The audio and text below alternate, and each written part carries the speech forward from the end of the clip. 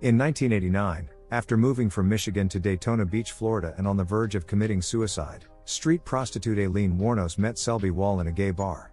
Although she is initially hostile and declares that she is not gay, Aileen talks to Selby while drinking beer. Selby takes to Aileen almost immediately, as she likes that she is very protective of her. Selby invites Aileen to spend the night with her. The two women return to the house where Selby is staying, temporarily exiled by her parents following the accusation from another girl that Selby tried to kiss her.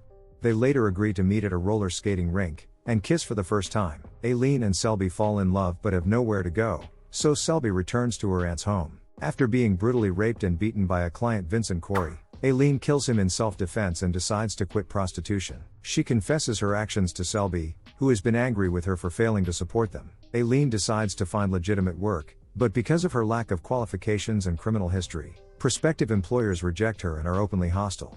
Desperate for money, Aileen returns to prostitution. She robs and kills her Johns, each killed in a more brutal way than the last, as she is convinced that they are all trying to rape her.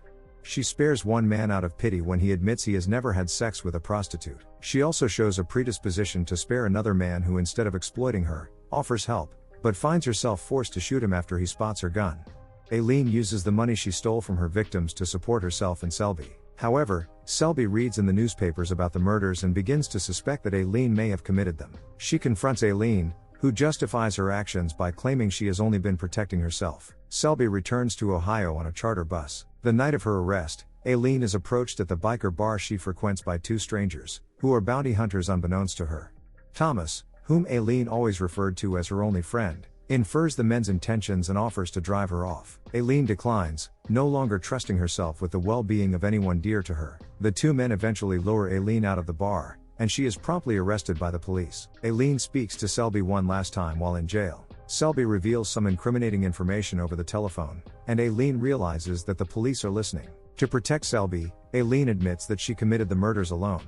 During Aileen's trial, Selby testifies against her with Aileen's loving consent. Aileen is convicted of the murders and sentenced to death. On October 9, 2002, Aileen was executed by lethal injection.